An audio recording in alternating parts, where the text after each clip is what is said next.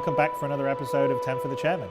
For those of you that haven't watched this before, this is where I answer 10 questions from our very generous subscribers that they've asked over the last several weeks or months.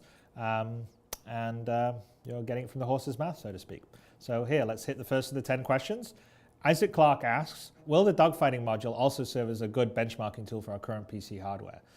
I'd like it if it were a reasonable way to determine whether some upgrades will be necessary before the game goes live. Yes, I think it will be a great benchmarking tool. So you have to remember that the game today is going to be a lot less optimized than the final game will be, because right now we focus on sort of core functionality and features and not so much on the optimization, although we are doing some R&D into some things that will, we think will give us a big performance gain. Merge instancing on a bunch of our meshes, and then also we're going to be supporting Mantle, which will really help with the draw call count and efficiency that you get in DirectX.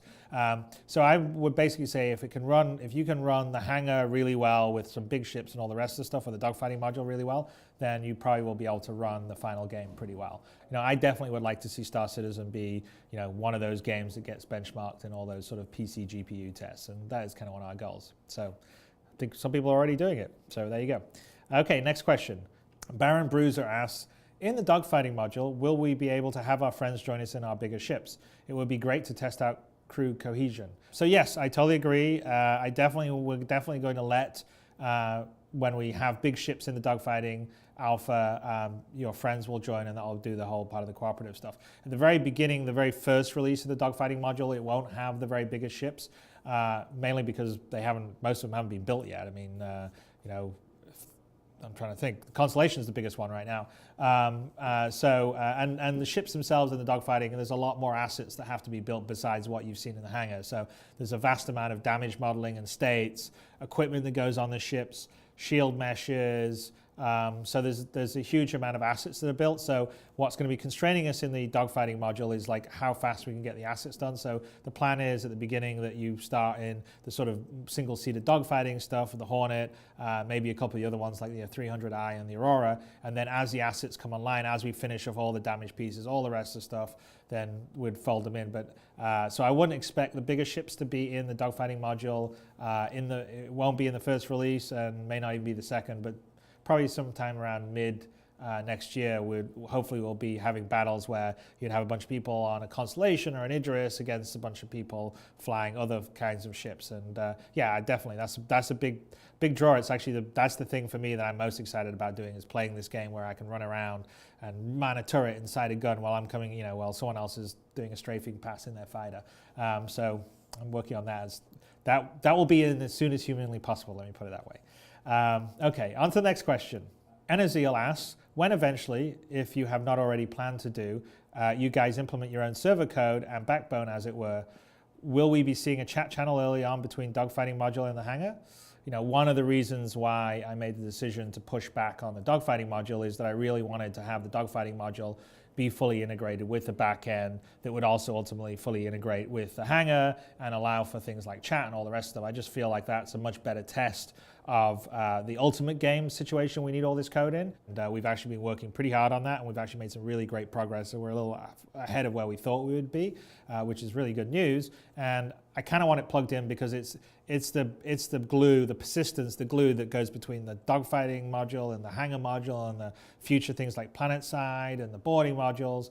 And that also moves in with like chat, and like we talked about the organizations, like how those are getting set up, and the chat channels you even have on their website play across into chat channels and stuff that you would have in the game.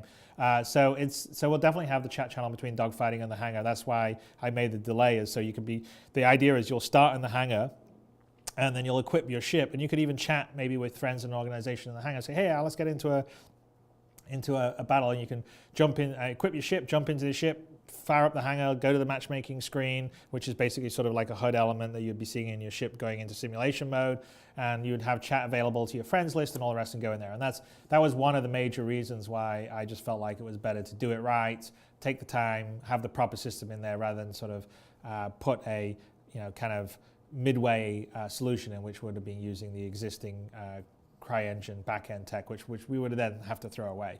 Okay, so I hope that answers that question. Torvik asks, in the dogfighting module, how big will the space be where we will dogfight? And will there be empty space only, or will there be some nice backgrounds like planets, asteroids, and nebula? Okay, so the dogfighting map, the base one that we've built is 20 kilometers cubed. So it's a fairly decent space to dogfight around in. And then if you go beyond the boundaries, it'll be sort of like Battlefield. And it will be full of some cool stuff. So we're going to put an asteroid belt in there, a nebula, some background planets, some nice background art. So yeah, it'll be kind of a fun level to dogfight in. All right, next question. Cryptkeeper asks, is the dogfighting module going to include more settings to tweak so even some of us who are saving money to upgrade our systems can play at a playable 30-ish frames per second? So I'm not so sure the initial release of the dogfighting will have a lot more sort of performance tweaks or settings than, say, some of the hangar stuff has. We'll probably have a simple level of LODs in for the Hornet and a couple of the other ships that we'll launch with the dogfighting. And you can always reduce your resolution, but obviously, as I said a little earlier on in the questions, that the optimization stage tends to happen towards the back end of the project. And so the very beginning of the dogfight, it's probably not going to be that optimized, and as time goes on, it will get better. And you could probably drop the resolution down or the quality level down. I mean, I think CryEngine actually runs quite well if you don't run it in ultra settings on some ridiculous resolution. So hopefully that will work for you. All right, on to the next question. Shadow Knight asks, will there be a flight tutorial, very basic, with the dogfighting module? That's a good question. A lot of people around here really hate the tutorials. I know I was just playing around with the Elite Dangerous Alpha and it had a tutorial, and I was kind of feeling, no, I just want to be shooting other ships that shoot back at me. So I don't know. So if we do a tutorial, I would guess that maybe we would do a tutorial with like an AI ship or something that you could fight against, but we haven't specifically designed that yet, so that's sort of still to be determined. Okay, on to the next question. Quigan Scotch asks, will we see greater access to weapons in preparation for the dogfight module? Will we have access to different missiles, more guns, power plants, and engines? Will I finally get the cargo box for my Aurora? So definitely, as the dogfighting module rolls out, and then along the way, we are going to be increasing the amount of weapons and munitions, etc., available to you, and items, like shields and all the rest of the stuff, thrusters, because that's the whole point, is to test out all these items, to do balance and all the rest of the stuff. And we'll probably allow, we'll probably give some sort of test money so people can buy some and try them for like a day or two, and then after we've tested it, then we would take it back. So yes, the answer there is there will be a greater access, and we'll be, basically as the assets are getting built, we'll be bringing them online. And then on the, will I finally get the cargo box for my Aurora? I think if your Aurora is meant to have a cargo box, it should already have it in the hangar. If not, then maybe that's a bug, so I'll have to check on that. I guess it would depend on what kind of Aurora you have and what the base stats say you've got. But it should actually be already on in the hangar. Okay, on to the next question. Christopher Malik asks, in the dogfighting module, how will you balance ships by class size? Will there be limits on the number of Hornets, Freelancers, etc.? I can't see a round of dogfighting with 8 constellations against 8 Hornets being fair. Well, let's see. I think I'd be interested to see 8 constellations getting 8 Hornets, because I'm not so sure it'll be quite as one-sided as you think, because they both have different pros and cons. So depending on how you're fighting and what you're doing, it may be a closer fight than you think. But yeah, we're going to have various categories in the matchmaking. So we've been playing with various sort of matchmaking setups. One of them is you sort of assign points to ships. So obviously an Aurora would be something like 1 point, but a constellation could be something like 5 points. And don't quote me on these points, because this is just for illustrations purposes. And each team gets to have 30 points or something like that. So you can sort of make the trade-off between lots of little ships or a fewer smaller, bigger ships. And then we'll also probably have matchmaking that like, okay, this is just for Hornet v Hornet or Aurora v Aurora. So we'll have various options that you'll be able to choose from the matchmaking system inside the dogfighting module. Okay, on to the next question. Phelan asks, I was wondering whether the dogfighting module will be released with a finalized flight model. Are the physics and flight system more or less complete, or will they be tuned as part of the alpha process? If it is going to be tuned, what sort of feedback will be useful to the team? So the flight model is not going to be finalized. I mean, first of all, we're going to have a few different kinds of flight models, and the whole point of the dogfighting alpha is to get it out there so everyone plays it and gives us good feedback. Is it fun? Does it feel good? Is it does it feel cool, or does it feel realistic, or whatever the feedback would be. So that's a big part of it, and obviously the stuff that we sort of say, yeah, that's a good point, we would definitely work. So we kind of want to get it out there to sort of get a good idea of what people feel. So we will definitely tune it. The feedback will probably be along the lines of kind of some of the feedback that you would expect on a subjective basis, because this isn't really a bug issue. It's more like, I like this or I don't like this. I think this ship's too tough. I think this weapon's too weak, etc. And that would probably be in some kind of forum setup that we would have, although we haven't sort of built and designed that yet. Okay, last question is from Voyager NL, which I'm assuming maybe NL is Netherlands, but if not, I just was assuming wrong.